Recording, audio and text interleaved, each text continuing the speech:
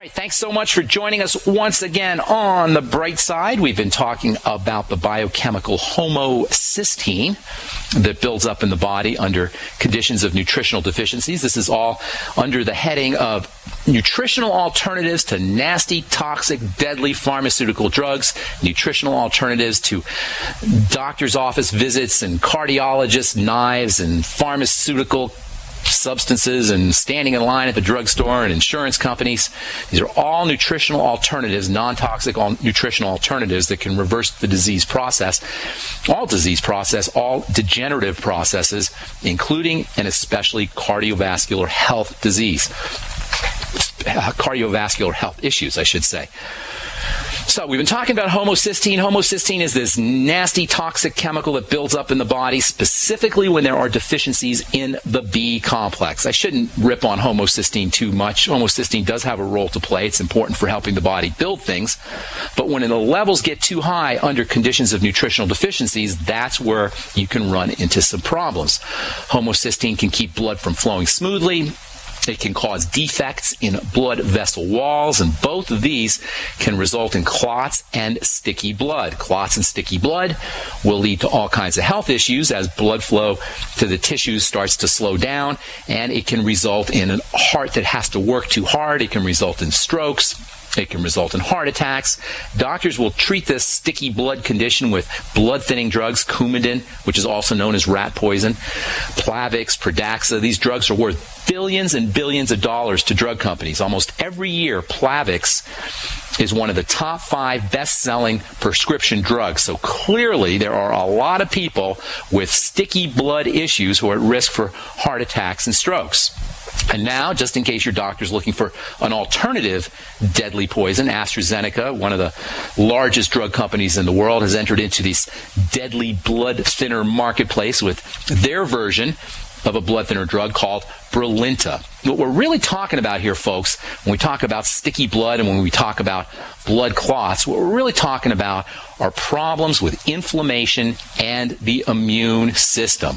Whether that inflammation, whether that immune breakdown is from a homocysteine issue or digestive byproducts of bacteria in the gut, whatever you're talking about when you talk about disease in general, all disease, not just blood clots, not just heart disease, all disease, folks, what we're really dealing with is a tissue that is not growing as it should. Cells that make up tissue are not growing as they should. That is what all degenerative disease is about. It's as simple as that. Cells are not growing. They're not doing what they should be doing. They're not producing the stuff they should be producing. And there's only 2 reasons why this happens. Number 1, the cell is starving of nutrients. Number 2, it's suffocating in its own waste and toxicity. And that's it, folks. All degenerative disease is the result of cells not growing as they should and not producing the stuff they should be producing as they should be producing it. And there's only 2 reasons why that happens. It's the cell's either starving or it's suffocating, period. And I'm including water and breathing as nutrients, and I'm including exhalation, carbon dioxide that's exhaled as a toxin. So that's it. If you are suffering from arthritis, if you're dealing with heart disease, if you're dealing with cardiovascular issues, if you're dealing with any degenerative disease, any autoimmune disease, there's only 2 things that are going wrong. Your cell, the cell that's involved in the disease process, is starving of nutrients. And number 2, it's suffocating in its own waste and toxicity, and you can call it cancer, and you can call it heart disease, and you can call it Alzheimer's disease, you can call it MS, you can call it whatever the heck you want to call it, but at its core, it's happening because cells are starving and suffocating, and that is good news. That should be good news because it means that we can begin to address almost any degenerative condition. The doctor model, the medical model, does nothing but confuse and obfuscate and make people give up. The bright side philosophy is there's just 2 things you need to deal with, and that is the starvation condition of cells and the toxic waste that these cells are sitting in. That means we can begin to address any kind of degenerative condition, not because of magic, not because of miracles, but because it is in the nature of the body to heal and renew and turn over. Its nature is out with the old and in with the new. It's always turning over. Cells are always turning over. This is so important. The body is constantly removing bad cells and constantly trying to build good cells all the time, be they joint cells or skin cells or bone cells or liver cells or brain cells or heart cells, whatever it is, the body is constantly breaking down old cells, breaking down defective cells, destroying sick cells, and replacing them or attempting to replace them with new healthy cells constantly every second of every day of your life. And that means all we got to do is nutriate, respirate, move the body, and rest, and it's really pretty simple. And it's really pretty logical. And it's really pretty wise. And you don't need doctors, and you don't need drugs to apply its wisdom. The pharmacological medical model needs to be exposed for what it is, a wrong-headed and primitive, reductionist, let's cut the body up into parts way of looking at biology that has presided over the most disastrous drop in health and wellness in the history of mankind. I'm Pharmacist Ben. You're listening to The Bright Side. Our number is 866-582-9933. We're coming back with more good health.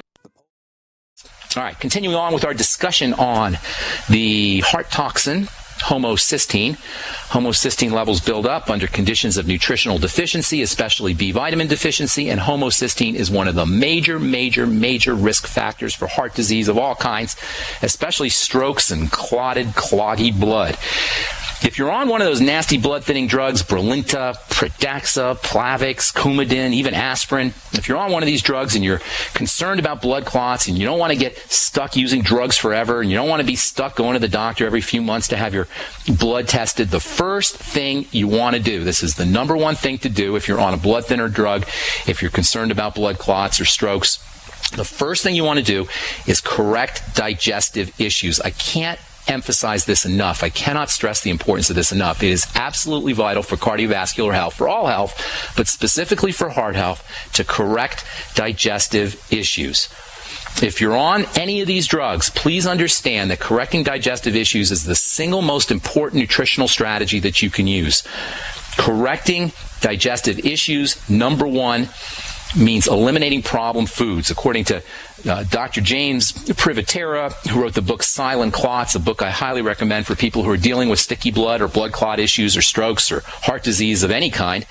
According to Dr. Privatera, blood clotting diseases are rare in cultures where food is eaten whole and unrefined. Inflammatory factors secondary to problems with the digestive system, food intolerances, digestive problems of all kinds, inflammatory factors that are secondary to these digestive problems are one of the main reasons why blood gets sticky and clogged up. So first thing you want to do, if you're trying to get off warfarin, if you're trying to get off Plavix or Pradaxa, if you're worried about blood clots, the first thing you want to do is eliminate problem foods. The big five problem foods are dairy, grains of all kinds, not just the ones with gluten, grains of all kinds, peanuts, eggs, and soy, but it's not limited to those five. You have to go by your symptoms. Eat a food, how do you feel? If you have a problem, constipation, diarrhea, loose stools, burping, cramping, heartburn, whatever, that's a food that you want to probably at least think about eliminating. The second thing you can do is make sure that you're taking probiotics, good bacteria, and make sure that you're getting on digestive enzymes. We were talking yesterday about how digestive enzymes are not just important for the digestive system. Digestive enzymes also have a blood thinning effect. So, first thing, eliminate problem foods. Second thing, get yourself on probiotics, 80 to 100 billion units a day, multiple strains, and get yourself on the ultimate enzymes from Youngevity. The ultimate enzymes and all digestive enzymes are not only helpful for digestion, they can also have a blood thinning effect. And then there's the water strategy. Simply drinking more water is a wonderful way to thin the blood. You always want to be looking for non-toxic, non-pharmacological strategies first. The father of medicine, Hippocrates, is famous for saying, first, do no harm. Every doctor that puts somebody on a prescription drug without exploring nutritional and non-toxic alternatives is in violation of the Hippocratic Oath, which says, first, do no harm.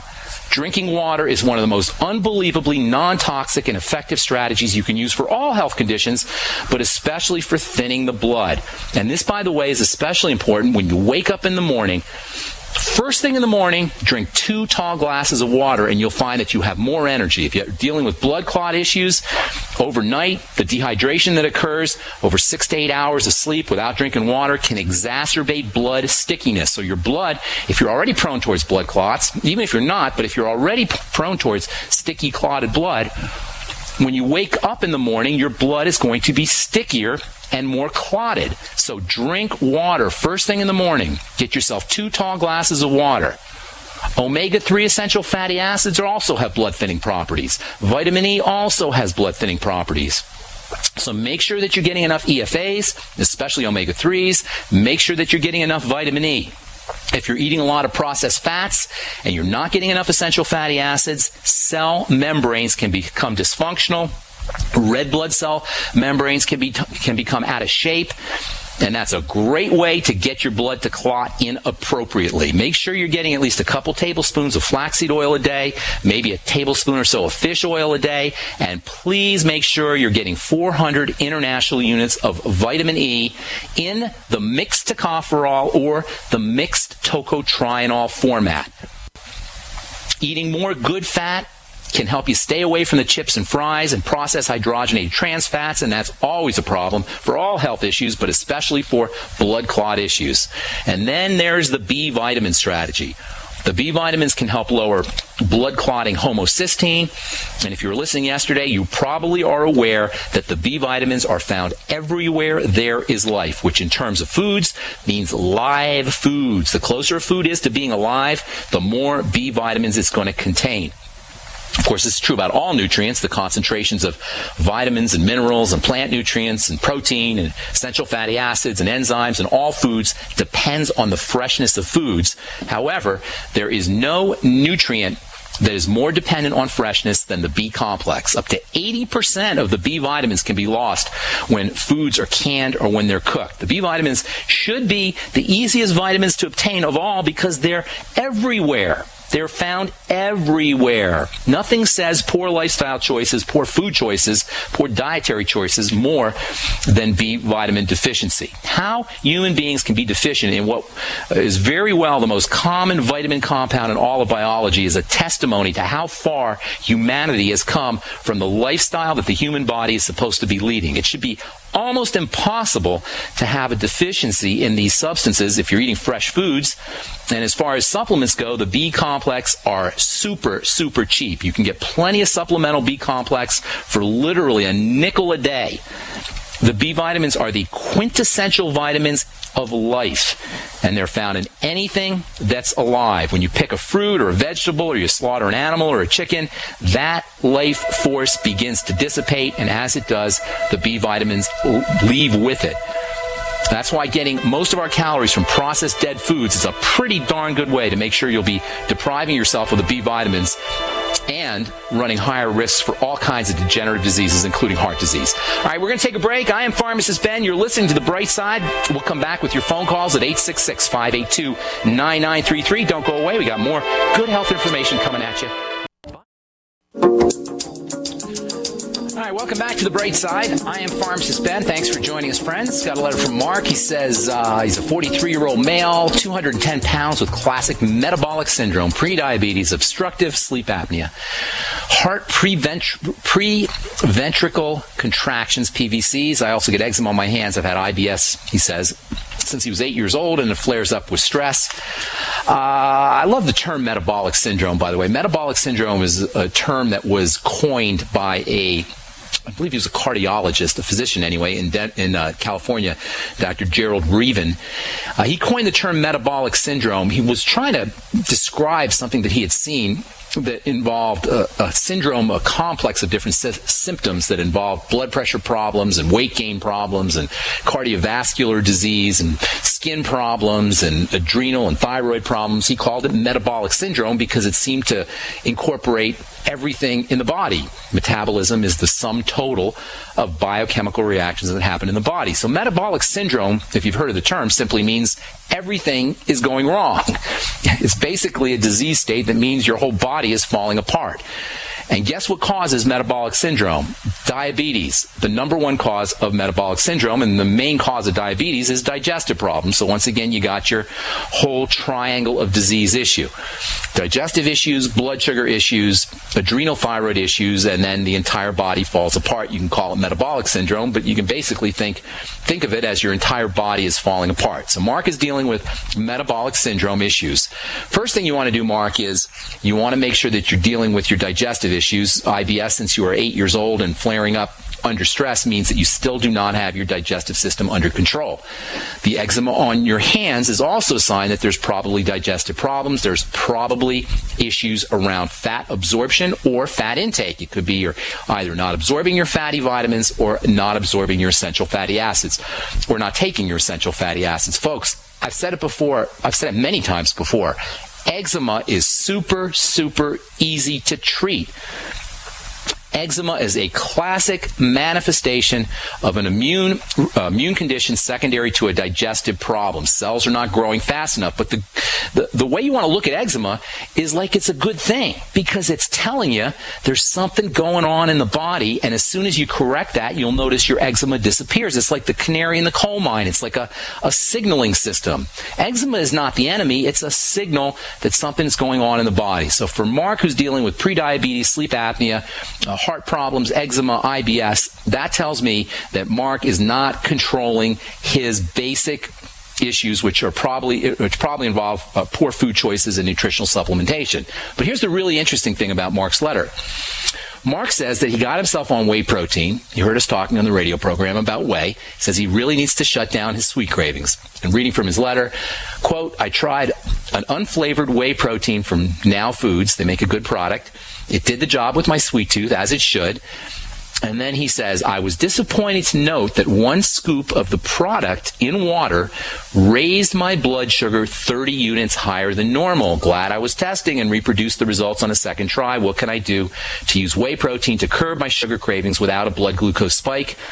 Is the high glucose spike due to glycation of the branched chain amino acids? What would you recommend? Try egg powder or another whey product." Well, here's the deal.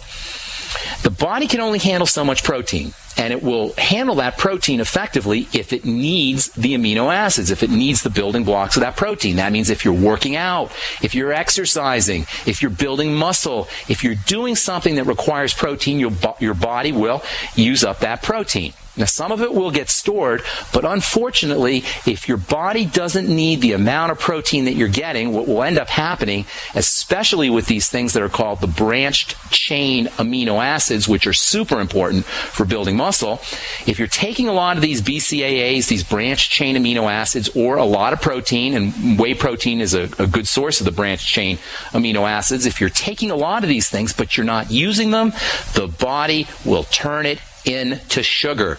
And yes, your blood sugar will go up. Unfortunately, after that, the blood sugar will get turned into fat.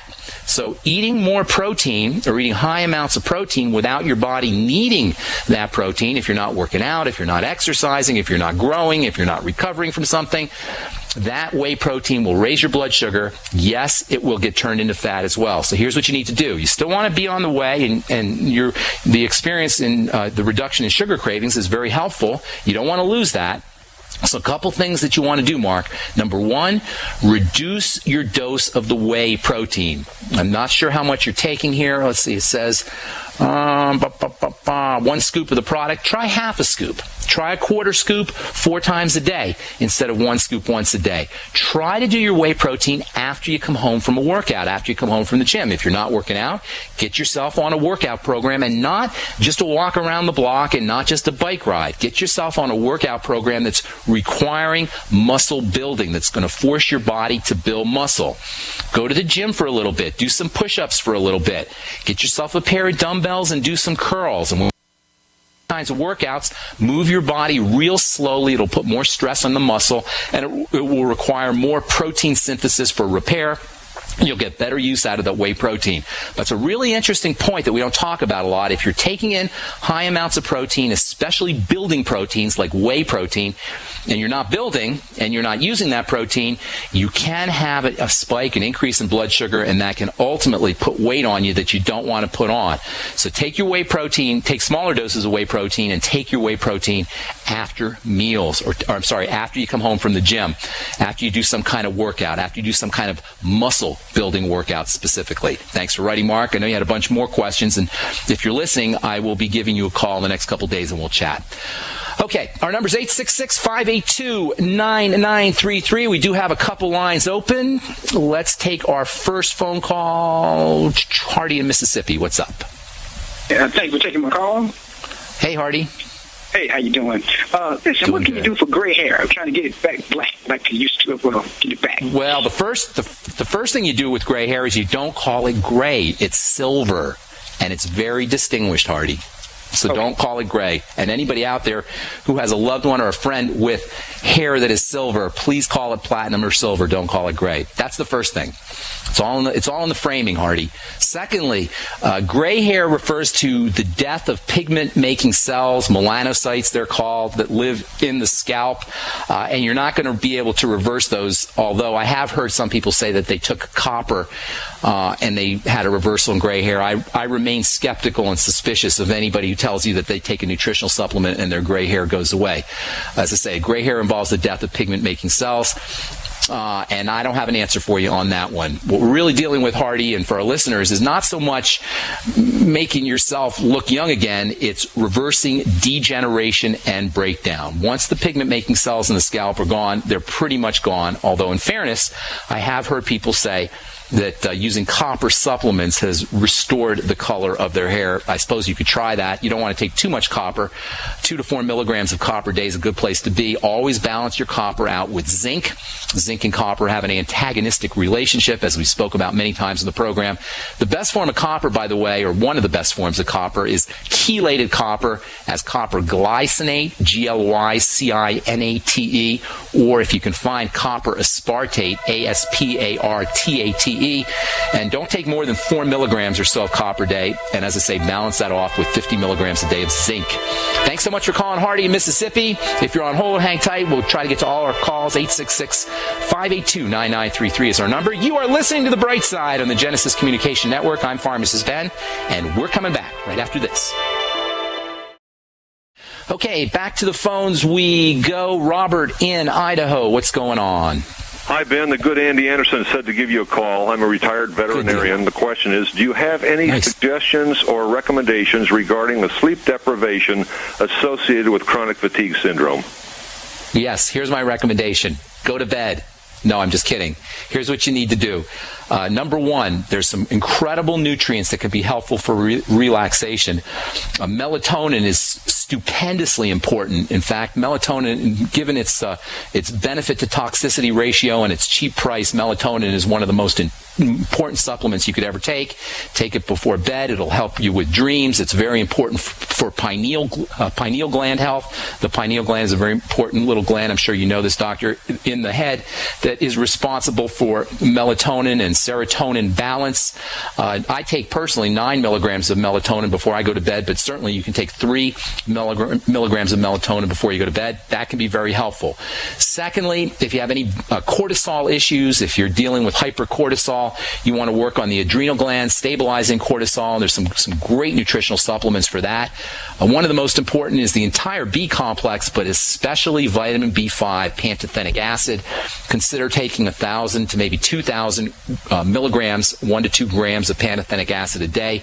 But make sure you're taking it with the entire B complex. You never want to take one B vitamin without taking the entire complex. Magnesium is also very important for the adrenal glands, and it's got some tremendous relaxation effects. I'd be taking maybe 1,000 milligrams of magnesium before I went to bed if I were you, or whoever's dealing with the sleep deprivation issues. And then 5-HTP can also be very helpful. 5-HTP is involved with serotonin balance as well. It's a precursor to serotonin. You take 100 to 200 milligrams of a 5-HTP before you go to bed. That's another strategy for you. There's an interesting nutritional supplement called theanine. It's a kind of amino acid, a non-protein amino acid, theanine, THEANINE. It's found in green tea, so you can drink decaffeinated, of course, green tea, and you can get some theanine. But you can also supplement with a couple hundred milligrams of theanine before you go to bed. And then there's also a really interesting nutritional supplement called GABA, G-A-B-A. It's actually a neurotransmitter-like substance, and you can take 100 to 500 milligrams of GABA before you go to bed. Some people get benefits from using lecithin before they go to bed, and again, this is because of lecithin's fat-absorbing, fat-dissolving, fat utilization properties, helps your body utilize fat. It also has some adrenal gland stabilizing effects, maybe a teaspoon of lecithin a couple hours before you go to bed. That might be something that you want to try. Let's see what else. A little bit of protein before you go to bed. That can help if you have a problem where you wake up in the middle of the night and you can't go back to sleep. Eating some protein, some whey protein perhaps, or some kind of powdered protein before you go to bed, small dose, that can help keep you from waking up in the middle of the night. Sometimes if you run into low blood sugar issues in the middle of the night, especially if you're already predisposed towards hypoglycemia, low blood sugar, you can end up getting a surge of cortisol as your body goes into that hypoglycemic low blood sugar state in the middle of the night. That'll make you wake up, and it'll take a couple hours for you to go back to sleep. You can avoid that by getting in some protein before you go to bed. Those are all neat strategies. One of my favorite strategies, though, for helping people fall asleep, for helping myself fall asleep, is slow, deep breathing techniques. And when you're doing your slow, deep breathing techniques, make sure you're watching your inhalation and your exhalation. You're paying attention to your inhalation and exhalation, and you'll get the most relaxing benefits out of your breathing techniques if you're actually paying attention to how your chest rises and falls as you breathe in and out. Okay, Doc, thanks so much for calling from Idaho. Appreciate it. Moving on. Let's take Leo in Oregon. What's up, Leo? Do we have Leo? Did we lose Leo? Hello? Leo? Hey, Leo. Hey, great show, man. I love the work you're doing. Thank you. And I almost feel guilty because it's like the best health education that's available out there for free. So, I appreciate that. Thank you. It's my service. It's not just a freebie. It's my service to the world. Everybody should, in my humble opinion, we should all find what we do best and give it out to the world, contribute it to the world, and that's what I'm doing. So it helps me as much as it helps anybody else. But thanks for that. I appreciate you noticing. Thanks, Leo. How can I help you, buddy? Well, it's a great philosophy, and in turn, I'm passing it on to others. So I have a lot of questions, but the one I think I should ask today, because it's been at me for a while, and it's not as deeply health related as the other ones, but it does affect it. It has to do with recreational swimming in the pool. Okay. I mean, I go swimming, and there's one little salt pool that the gym has. They converted it to a salt pool, and it's not as cold. But sometimes I like to go do laps, and I can smell the chlorine from the parking lot. Oh yeah. Bad stuff, man. Bad stuff. I get in there, and I like the feeling invigorating after doing the exercise, but that smell of chlorine just stays on my skin for days. And well, it's worse than that, Leo. Leo, it's worse than that because it's getting into your body. It goes in through your mouth. It gets in. Some of it can get in through your skin. Yeah, chlorine is really nasty stuff. It's one of the most pro-aging elements in the entire periodic table, and it's really, really, really nasty stuff. Now, if you are a swimmer and you want to do things to prevent toxicity from chlorine, there's a couple things that you might want to think about. Vitamin C is super important, and you may want to take maybe a teaspoon of vitamin C before or after you go swimming. That can help protect you from some of the negative effects of chlorine. Building up your glutathione levels is very important. Glutathione, as you may remember from, we've talked about it a lot on the program, glutathione is your body's major detoxifying substance. And by the way, that's spelled Glutathione, glutathione. It's produced in the liver, and it's the way your body is supposed to handle chlorine and radioactivity and cancer-causing substances. It's your body's main detoxifying substance, glutathione. There's a really cool book, a simple book to read. It's written for lay people, called The GSH Phenomena. The G is in girl, S is in Sam, H is in Harry. The GSH Phenomena, written by Alan Pressman, Pressman. It's a great book that talks talks all about glutathione. Building your glutathione is very important if you're going to be immersed in chlorine on a regular basis. Vitamin C is helpful for glutathione. The amino acid glutamine is helpful for glutathione. And then making sure that your liver is working appropriately. That's also important for glutathione, as is the mineral selenium, 200 to 400 mcg a day of selenium. As far as glutamine goes, by the way, try to get in at least 1 or 2 grams. I personally take 5 grams of glutamine a day. And that's before and after swimming. So those are some strategies that you might want to employ. As far as topically goes, get yourself some topical vitamin C. And rub it all over your body, and it will help detoxify some of the topical effects that chlorine can have on the skin. And try to get that chlorine out of your hair. If you can find a active product, a cleansing product that contains alpha hydroxy acids, especially something called glycolic acid. Most of the women in the audience have probably heard of glycolic acid. But if you use a glycolic acid shampoo, glycolic acid cleanser as a shampoo, I should say, that can help get the chlorine out of your hair. It can even get the chlorine out of your bathing suit as well. Aloe vera can help a little bit to help get the chlorine out of the hair, but glycolic acid or alpha hydroxy acids work really well. I formulated a product many years ago called Active Body Wash that's designed for the whole body, but you can actually use it as a shampoo and it'll help get chlorine out of your hair. So you're smart to be thinking about that. And by the way, Leo, it's not just swimming. It's also when you take a shower, the chlorine that comes out of the water will contact with your body, and it can have some negative effects that way as well. And I know there's some people online who sell shower filters that can eliminate the chlorine out of the shower water, and that might be something to think about too. Thanks so much for your kind words, Leo, and thanks for calling from Oregon. I know we got some more folks on the line, but I'm not going to, well, that's the music. I guess we're not going to get to anybody else. So if you're on hold, I apologize. You can call us back tomorrow. If you call first thing, we'll try to get to you first in line. 866-582-9933 is the number. Thanks so much for your calls, folks. Thanks for your letters. I am Pharmacist Ben. Stay tuned for Alex Jones next on most of these stations. Till we talk again tomorrow, have an awesome, wonderful, beautiful day, and we will talk to you later. Bye for now.